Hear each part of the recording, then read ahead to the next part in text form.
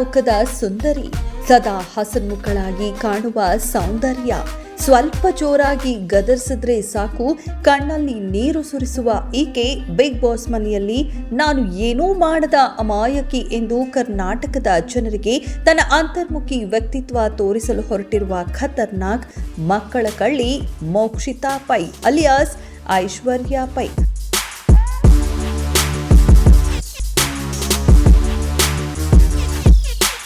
ಅವರ ಇತ್ತೀಚಿನ ಸುದ್ದಿಗಳು ಪತ್ರಿಕೆಗಳಲ್ಲಿ ಹಾಗೂ ಸುದ್ದಿವಾಹಿನಿಯಲ್ಲಿ ಪ್ರಸಾರವಾಗುತ್ತಿರುವುದು ಸುಳ್ಳ ಅಥವಾ ಸತ್ಯನ ನೋಡೋಣ ಬನ್ನಿ.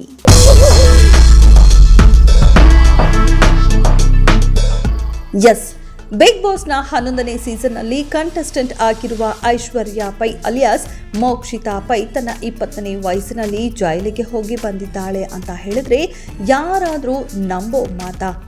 ಮೋಕ್ಷಿತಾ ಪೈ ನಿಜವಾದ ಹೆಸರೇನು? ಜೈಲಿಗೆ ಹೋಗಿದ್ದಾದ್ರೂ ಯಾಕೆ? ಬಿಗ್ ಬಾಸ್ ಮನೆಯಲ್ಲಿ ಇರುವ ಮೋಕ್ಷಿತಾ ಪೈ ಸಖತ್ ಸ್ವೀಟ್ ಅಂತಿದ್ದವರಿಗೆ ಶಾಕಿಂಗ್ ಸುದ್ದಿ. ಮೋಕ್ಷಿತಾ ಪೈ ಒಬ್ಬ ಮಕ್ಕಳ ಕಳ್ಳಿ. ಮಗುವೊಂದನ್ನ ತನ್ನ ಬಾಯ್ ಫ್ರೆಂಡ್ ಜೊತೆ ಸೇರಿ ಕಿಡ್ನಾಪ್ ಮಾಡಿ ಜೈಲಿಗೆ ಹೋಗಿ ಬಂದಿರೋ ಖತರ್ನಾಕ್ ಕಿಲಾಡಿ. ಹೌದು, ಮೋಕ್ಷಿತಾ ಪೈ ಕೇವಲ 20 ವರ್ಷ ವಯಸ್ಸಿದ್ದಾಗಲೇ ಜೈಲಿಗೆ ಹೋಗಿ ಬಂದಿದ್ದಾರೆ. ಆಕೆಯ ನಿಜವಾದ ಹೆಸರು ಕೂಡ ಮೋಕ್ಷಿತಾ ಪೈ ಅಲ್ಲ, ಅವರದ್ದು ಬದಲಾಗಿರುವ ಹೆಸರು. ಹಾಗಾದ್ರೆ ಮೋಕ್ಷಿತಾ ಪೈ ಜೈಲಿಗೆ ಹೋಗಿದ್ದು ಯಾಕೆ? ಅವರ ನಿಜವಾದ ಹೆಸರೇನು? ಮೋಕ್ಷಿತಾ ಪೈ ನಿಜಕ್ಕೂ ಯಾರು? ಇದೆಲ್ಲದರ ಬಗ್ಗೆ ಈಗ ತಿಳಿಯೋಣ.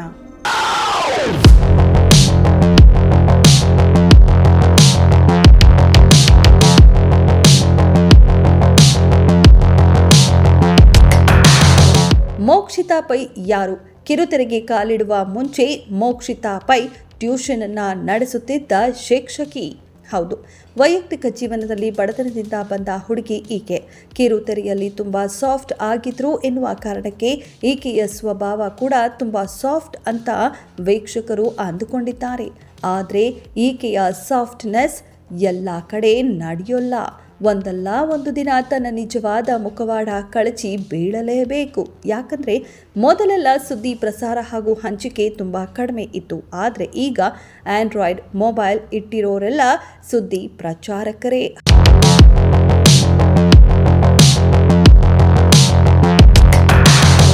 ಮೋಕ್ಷಿತಾ ಬಿಕಾಂ ಪದವೀಧರೆಯಾಗಿದ್ದಾಗ ತನ್ನ ವಿದ್ಯಾಭ್ಯಾಸಕ್ಕೆ ಹಾಗೂ ಜೀವನೋಪಾಯಕ್ಕೆ ಟ್ಯೂಷನ್ ತೆಗೆದುಕೊಳ್ಳುತ್ತಿದ್ದಳು. ಟ್ಯೂಷನ್ಗಾಗಿ ಸಾಕಷ್ಟು ಮಕ್ಕಳು ಈಕೆಯ ಮನೆಗೆ ಬರ್ತಿದ್ರು.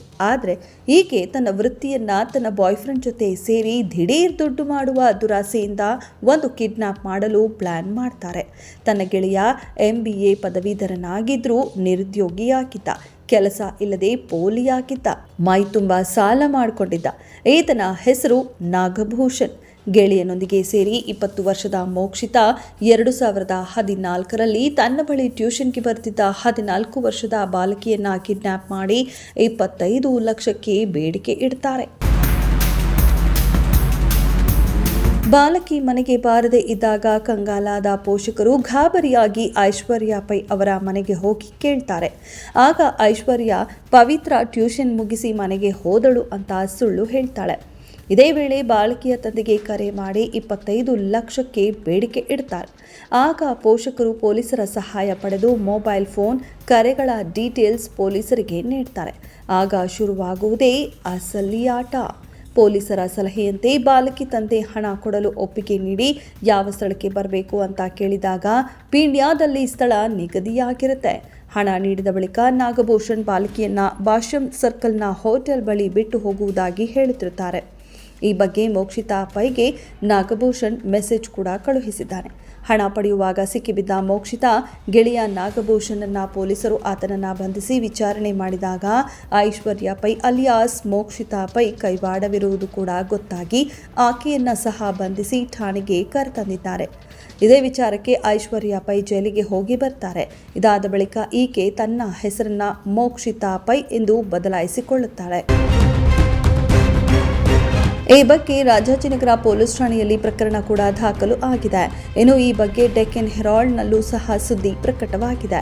ಹೀಗೆ ಈಕೆಯ ನಿಜವಾದ ಹೆಸರು, ನಿಜವಾದ ಬಣ್ಣ, ಹಿನ್ನೆಲೆ ಗೊತ್ತೇ ಇಲ್ಲದ ಜನ ತುಂಬಾ ಸ್ವೀಟು, ಕ್ಯೂಟು, ಕ್ರಶು ಅಂತೆಲ್ಲ ಟ್ರೋಲ್ ಮಾಡ್ತಿದ್ದಾರೆ. ಒಟ್ನಲ್ಲಿ ಬಿಗ್ ಬಾಸ್ ಮನೆಯಲ್ಲಿ ಇರುವ ಮೋಕ್ಷಿತಾ ಪೈ ಈ ಹಿಂದೆ ಮಗುವನ್ನ ಕಿಡ್ನಾಪ್ ಮಾಡಿಸಿ ಜೈಲಿಗೆ ಹೋಗಿ ಬಂದಿದ್ದಾರೆ.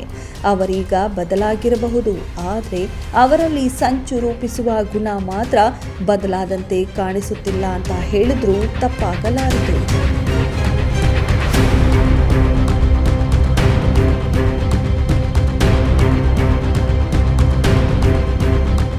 ವರದಿ ಜಯಂತ್ ಕುಮಾರ್ ಕುಣಿಗಲ್.